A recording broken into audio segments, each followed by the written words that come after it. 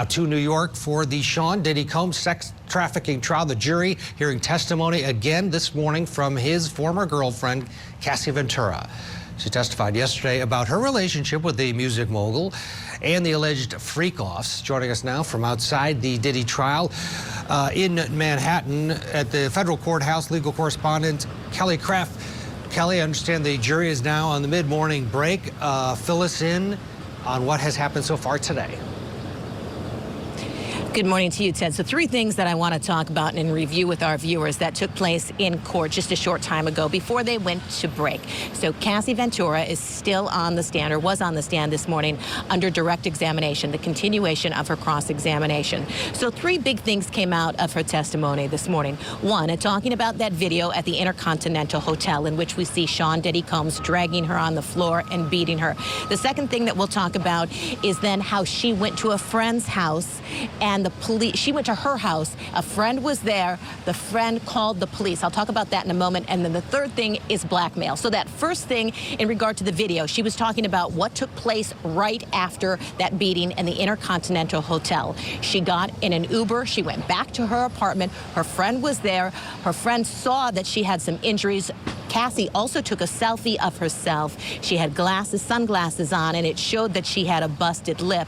Her friend called the police came over, but at that time, Cassie was not comfortable telling the police that the person who did this to her was Sean Combs. So the second big thing that just took place in court is this binder of men. Yesterday during court proceedings, we saw a binder of men that participated in these freak-offs in which Cassie Ventura went through that binder and named the men, one of whom was named the Punisher. Today, another binder of men. This one contained 13. Cassie was asked to do the exact same thing. Go through that binder, identify the men, talk about them and their participation in these freak-offs. She also said that it was her job to contact these escorts and to get them to come with them to Ibiza and all the other places that they were traveling to, New York, Turks and Caicos, as well as Los Angeles, California. The third thing that I want to talk about is this blackmail situation in which Cassie Ventura was telling the jurors that she had contacted Sean and asked him to delete these videos of the freak-offs that were on his phone. He said that he did. So that's what she was testifying to, saying that he told her that he did do that. But clearly, those videos, and I talked about this earlier on Julie Grant's show, Ted, those videos we had heard in opening statements, they were going to be played in full for everyone to see that was going to be inside the courtroom. But now only the jurors are going to be able to see the video of those freak-offs. So they're going to have privacy screens on their monitors, so no one else will be able to see these. Obviously, just the jurors will be able to see video of those freak-offs. But some very important testimony today in talking about how Sean Diddy Combs was telling her he was basically going to keep the videos as blackmail in a way, but then told her he would delete them.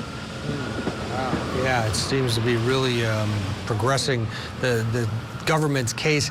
The videos will be shown. Do we know details? Will they immediately be taken out of the courtroom, or are they just going to rely on these privacy monitors so that the jury can see it, so that then other people can at least see the reactions, you know, from the jury and from Cassie? I mean, it makes sense. The state saying that, or the federal government saying she would be victimized again if these videos became public. Do we know any details in terms of how are they going to manage this without the overall goal of re-victimizing Cassie and the other witness? That's a great question, Ted. So we have not been told that people are going to have to exit the courtroom during that time. The main security measure that they're taking are those privacy screens on the jurors' monitors, which they talked about outside of the presence of the jury this morning before court proceedings began. And the tech people were pretty clear that those privacy monitors are going to be sufficient so that no one else can see them. But yes, the reaction from the jurors is going to be interesting. And they were told in the opening statements that these videos are going to be very disturbing. They're going to be be very hard to watch. And as we've just heard the testimony, as she is describing what took place during these freak-offs, you can tell that it's going to be hard for them to watch. I also just want to say really quickly, I believe we have some full screens of some of the testimony that took place, because obviously there's no cameras in federal court. So we're putting up full screens and telling you about some of the things that were said while she was on the stand. You can see that she testified that she fought back early in the relationship when Combs would attack her. She said that she learned that doing this would make it worse for herself. And she also added that Combs sometimes acted surprised and shocked that she would end up fighting back. So that's some of the testimony that we did have today as well. She watched the hotel footage, as I was mentioning. It had no audio on it. Ventura did narrate parts of it from the stand, and she said Combs was insulting her and calling her slurs. So again, soft-spoken today, Cassie, while she's been on the stand. She did talk about, though, how after that hotel assault, texts show that Combs demanding Ventura return to the hotel, and she texted back, "I have a black eye and a fat lip.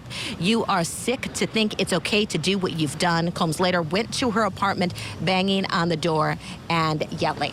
So later on, she did meet up with Sean Combs that night because she had a movie premiere. So she did see Sean Combs shortly after that beating. Wow. Just heartbreaking. And having the video along with her testimony has to be so impactful for this jury. And we'll see how is she holding up compared to yesterday? Would you say she's more confident, beaten down, or a lot of times day two for a witness can be very difficult? Well, I think that what's really going to be difficult for her, Ted, is going to be the cross-examination. It definitely is going to be intense. Yesterday, we did see some tears coming from her as she was describing the freak-offs shortly after she went through that binder of men that she had participated in sexual activities with. So some tears yesterday.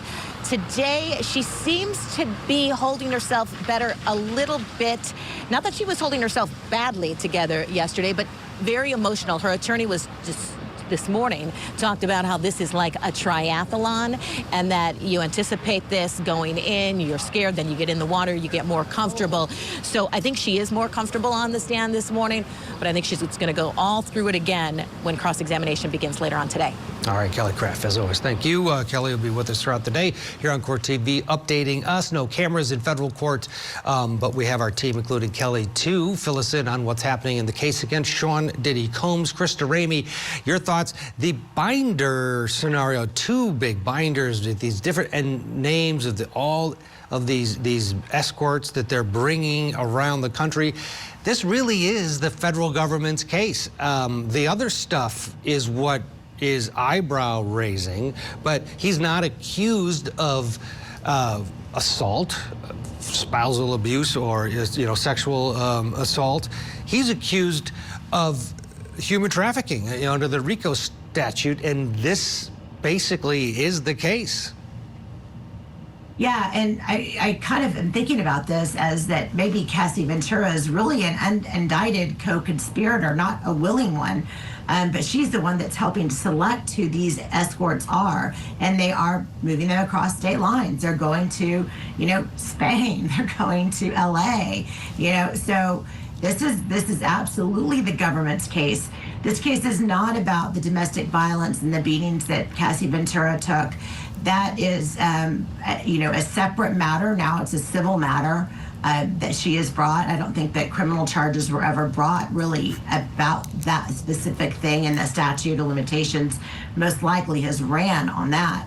So this is about, all of those acts that amounted to human sex trafficking, and then you've got to get the co-conspirators in to bring in that RICO element. So it can't just be, Sean Combs and Cassie Ventura doing it. They've alleged that it's his business enterprises, it's Sean John, it's his record label that are all, and employees as a part of that are doing this as well. So it's slowly putting these pieces together. Yesterday, I think we heard more about what happened to her, and that is horrific in and of itself, but this is more about the actual meat of the charges. The defense made a big deal in the opening statement, saying that all these horrible things, these videos, the video at the Intercontinental Hotel, at the elevator banks, that's not trafficking. The videos of the freak-offs, that's not trafficking. That's willing adults partaking in an alternative lifestyle. But The level of disgustingness, not only the elevator bank video, but then what the jurors apparently are going to be seeing, adds to it, does it not, Krista? And not saying it's going to be jury nullification, but the government does have that extra in their arsenal, that extra bit of just dramatic horror that you have to believe that they're, at the end of the day, it's going to be a factor in this case, even though, as the defense argues legitimately, it's really not part of the charges. So I have a different kind of view on that. I think that the evidence of her beating is actually evidence in this case toward the human trafficking. It's the coercion element. It's that control that he had over her. So while it's not, so yes, he did it, but why? What was his motives of doing it, and what was the effect on her? And I think that the same is true with those videos of the freak-offs. Those are evidence of the human trafficking. Those are evidences of things that have happened in places that people were either paid to be there, coerced or bribed to be there, forced to be there. So you're not really necessarily talking about consensual sex. By the way, a lot of these videos, I think, were filmed without the consent of the people that were in them. So you have elements of the crimes that are reflected in this physical evidence as well that we're looking at and talking about now. They happen to show other things as well, the despicable, disgusting conduct of Sean Combs, right? And, you know, and these freak-offs and how he treated women, but they also are evidence of the crimes. Yeah, that's a great point. Yeah, I didn't really think about that. You're right. She was not in control. The video shows that, and I'm sure the freak-off video and these binders with the, you know, the Punisher, that's disgusting. She was, and she's testifying that she was sick to her stomach, and it would go on for days. It was torture. Let's get a break.